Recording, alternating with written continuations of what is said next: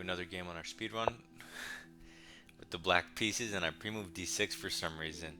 And then he goes b3, where I would have taken the center, but this is fine. We still play e5 and take the center. I just would have played e5 on move 1, but no difference. Okay, so he goes e4 with a fianchettoed bishop.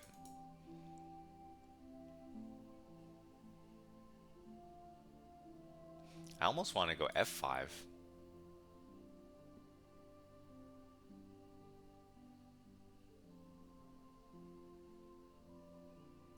Check, g6. I'm going to go for it. The immediate f5 so I can put my knight behind it. I kind of like this. I don't see how he could take advantage of it. So he just plays d3, supports the pawn. We could take, we could push, we could develop. Let's develop. Maintain the tension, see what he does. He takes now, so we take. And I already prefer black. I like black's pawn structure, aiming towards the king. So he plays f3, which is a terrible move, blocking his knight, his queen, and creating no threats. Maybe he's going to do something weird, but I don't care about that. You could develop a knight, or you could develop this bishop. Let's bring out the bishop and prepare castling. He does do the weird stuff that I thought he might be going for. You could put your bishop in either spot. They're both good. In either case, he'll probably keep pawn storming you, and it's going to end up on f7 either way. Unless for some reason you want to go to d7, but I don't see why. Let's just keep it centralized in this direction. Looking at both sides. And then he doesn't even pawn storm. He just goes h3, which makes no sense. He's only making pawn moves. We can even castle queenside, I mean, with the way he's playing. So let's stay flexible maybe instead of castling. You could castle for sure, but let's just bring out a knight and see what he does. This develops a piece and prepares future queenside castling. Okay, he just brings out a knight, which doesn't do anything.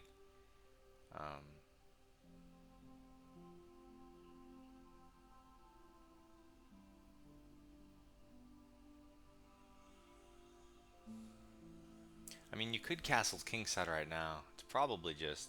Let's just do that. The rook has an open file, a semi-open file. It looks great. And you're never worried about these pawns. This is just a joke. And he puts his knight here, which offers a trade, maybe to go to g5. But this knight is in the way of our bishop and our rook, and it potentially can be hit with tempo.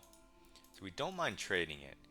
Normally you wouldn't want to give him this square for the knight, but he's so undeveloped and it opens up all your pieces and stuff that I'm going to take, just because it opens up everything immediately. And he weakened his king so much with these moves. You know, these two moves right here, going to f3 and g4, that's the two-move checkmate. You know, queen comes here and you get mated in two moves. So seeing this included in any position, you automatically know this diagonal is super weak.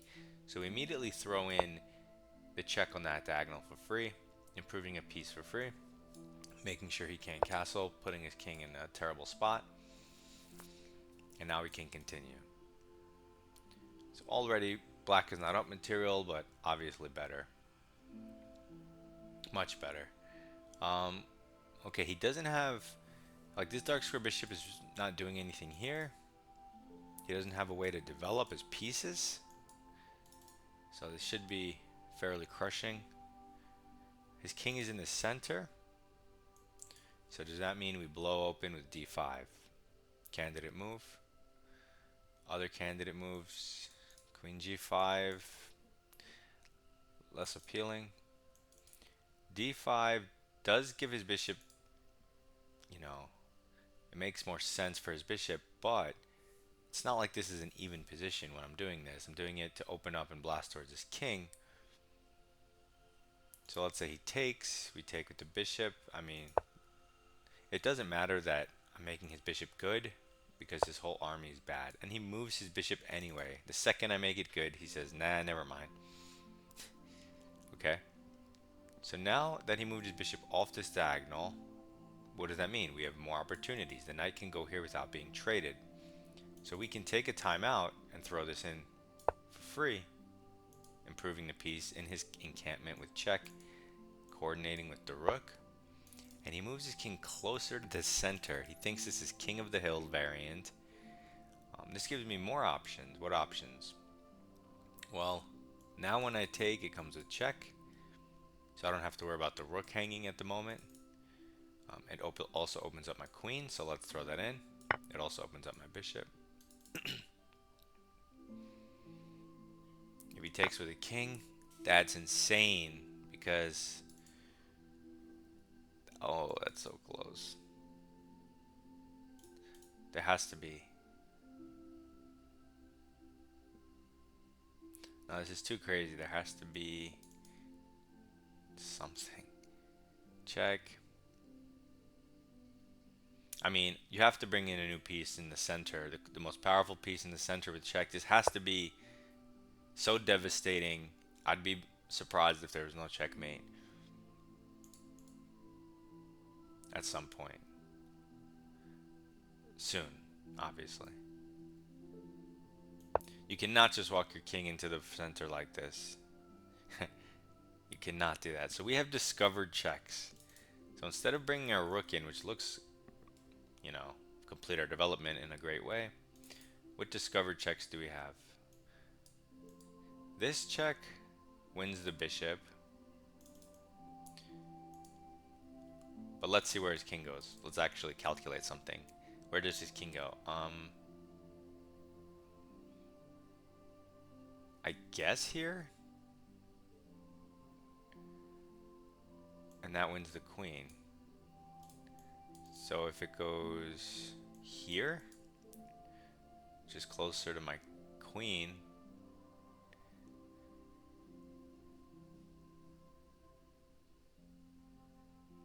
I mean, I could still win the bishop, but I wanna, is there no mate or something? Can I force him onto a forkable square? Not really seeing it, but let's try a different check. Let's try this one. Now it gets rid of the pawn. His king is in check, so he has to move it. If he goes towards the knight, I mean, his rook's going to be hanging in the corner once I go back with check, so that wins material. Everything wins material. There's probably other forcing moves here, but since I don't really have a lot of time, there's also this check, but then I guess he just takes the knight. So either one of these is fine. Bringing the rook in is fine. I'm just going to go for this one. It wins the bishop automatically. I don't want to go for the rook in the corner. I don't want to take it with my queen and move my queen. He might walk into the royal fork, which is the most natural square to go to. Although who knows where he's, you know, what he's going to do, because his king, okay, he goes to this square. He avoids the royal fork. He hangs the bishop. But what else do we have? There's this check.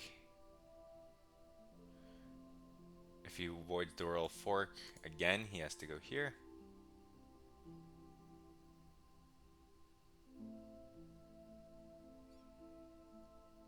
Not sure about that. I'm just going to take the bishop.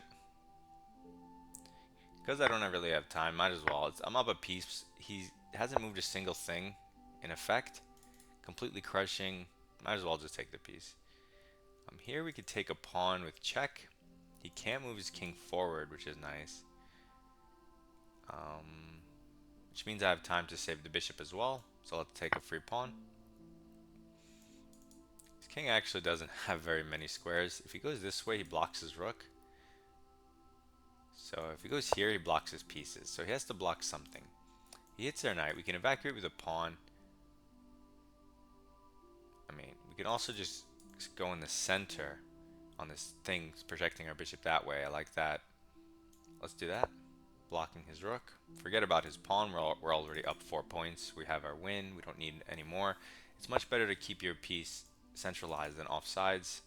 So he moves his king for, I don't know, 1000th time. And we're just going to make this very solidifying move. That way our bishop's not loose. You've heard the phrase loose pieces drop off. We just make sure our piece isn't loose. This dark square bishop he obviously can never attack. So you don't need to play g5, right? And he has nothing to do. He can't even put a rook here. I mean, a bishop here. I mean, it's just terrible stuff. We can win material. Let's just do that. Let's take the bishop. Now you could take here. You could go here. You could go here, winning the exchange. But I kind of just want to bring my rook in with check. And I want to keep my bishop pair. And this is still on. So he moves his king and creates mating nets, which is nice. This check covers this escape square and this escape square, so he can only go here. So b6 sets up checkmate. But let's not do the hope chess, and let's do the forcing move chess. Because he can then, if we go b6, he can create an escape or something. He can have run away. Now he can't run away. Now when I give check, he has to go into my position. I haven't calculated any further than this because I have 56 seconds. But I know this can't be good. Okay, where's the checkmate? I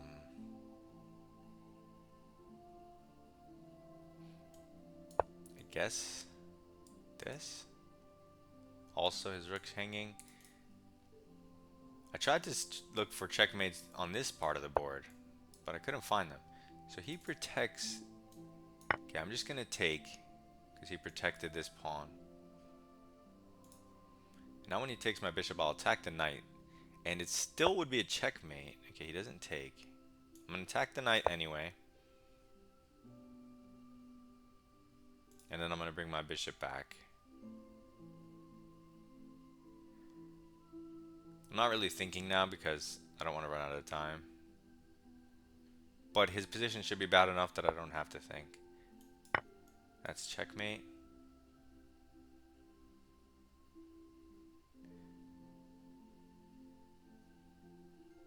He's going to push the pawn to a3.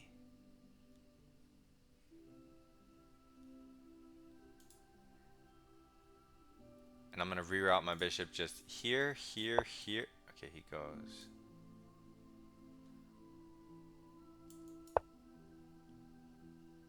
Let me switch hands. I did that just to open my bishop's diagonal. I know it hangs a pawn and ruins a lot of the mating nets, but take, check. Here, that's mate. Here.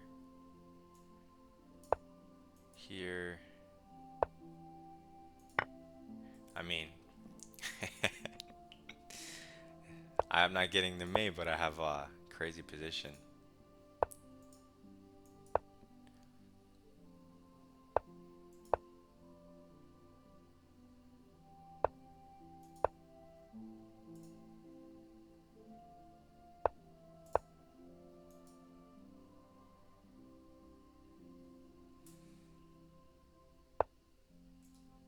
Oop, mouse slip.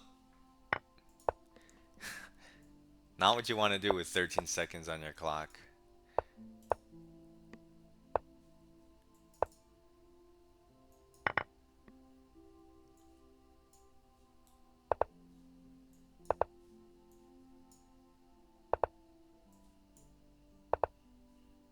Oh.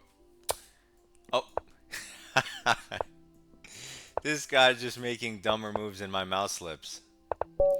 Okay, so I love everything about that game, aside from the time trouble, except for that one move where I hung that pawn because I was moving too quickly and I lost all my mating nets.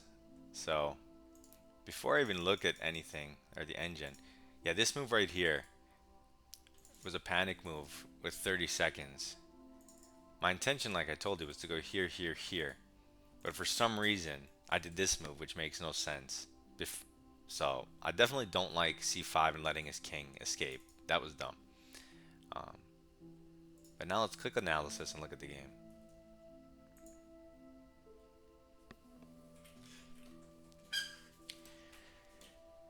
Ah, the adrenaline from the time trouble, though.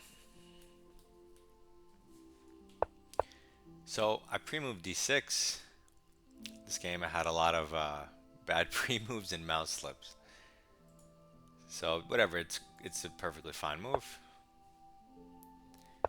And we take the center with e5 and development. Oh wow, you can't see the graph, but it's completely just all black, 97%. I thought at the end it didn't dip at all. It's complete straight line. So that works. So okay, so f5 is definitely a move, and I like it a lot. That's why I like the d6 e5 pawn structure, because it points in this direction.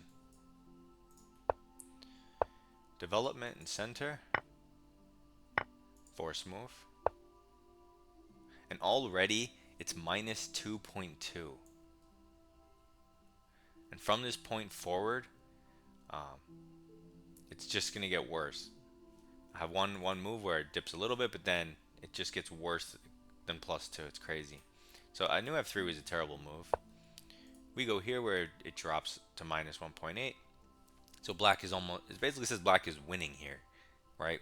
We're not up anything, but black is winning because of how bad white's development will be. It has no potential. Okay, then he plays this crazy move, so force move.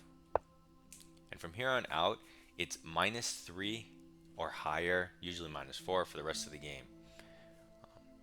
So even that move I didn't like in the end game where I hang that pawn, like, it's totally inconsequential. I just don't like it because it ruins my mating nets for no reason.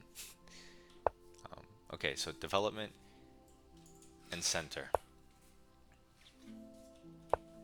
King safety, development. And I just love the look of black's position. This is, if I can get this position, even if white does have played a lot better and has his knight where it's supposed to be, his pawns back where they're supposed to be, and has a solid position, I would love to get this exact structure every game with black, with the open f file, the bishops.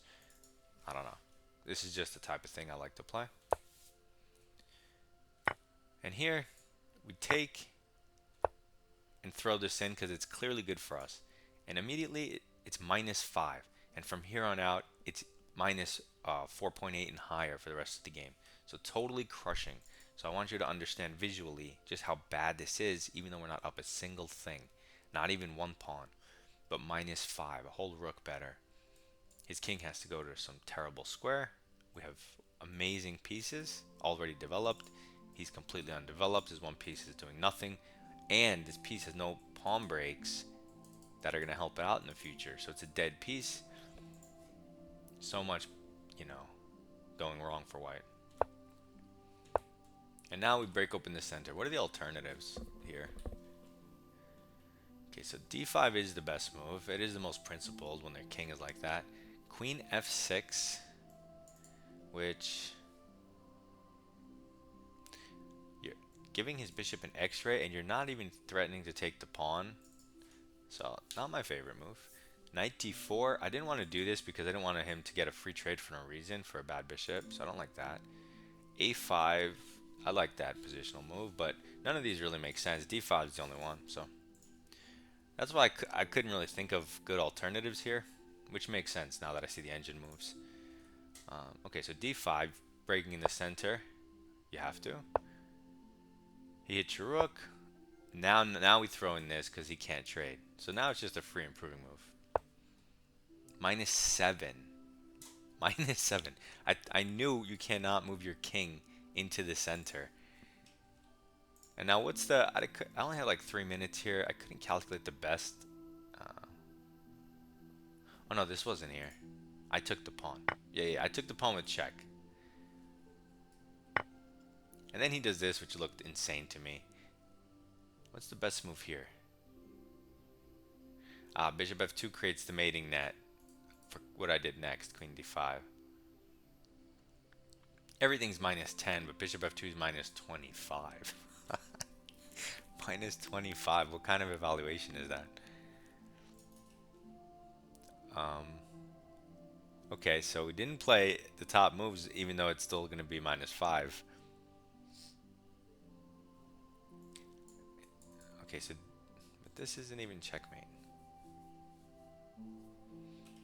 I don't know. I like bishop f2, but then I like my move. It's minus 10 here instead of minus 25. He goes somewhere, and this was where I was curious what the best knight discovery was.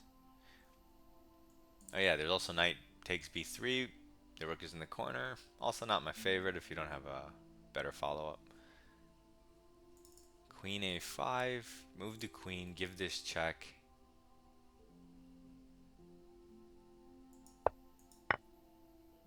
These are weird computer moves. We're going to stick with my move because it makes the most sense. My minus 7. Coming in at minus 7 instead of minus 10 is the very human knight to b5 discovery. Immediately winning material in an endgame. Up a piece. And then we just take material for free. That's a forced move. This is just a solidifying move, focusing on center. And then free stuff for free. And then trying to find the checkmate pattern. It's minus 10. I gave a bunch of forced checks, take some free stuff, and it's minus 11. I'm up everything. And then as soon as he made this move, for some reason, my brain, even though I wanted to do this, I had a brain fart, and I auto made this move without realizing the b5 pawn was going to be taken. I don't know why I did it, but I hate this move. Engine doesn't care, right? It's still minus 10, but I hate that move. It's just so ugly, and it ruins everything that I was trying to set up for the past like 15 moves. I hate it. So I just want to put that out there. And then it's mate in 3, which I didn't find because I was too busy. Oh no, I did find it. Oh no, I did. Did I find it? No, I didn't find that. I pushed the pawns. But there was a mate in 3 somewhere there. I knew it was mate, but I had like 18 seconds, so just making moves and blundering everything instead. But either way, 97%, so that was really fun. And I love structures like this, so good luck in your chess. See you in the next one.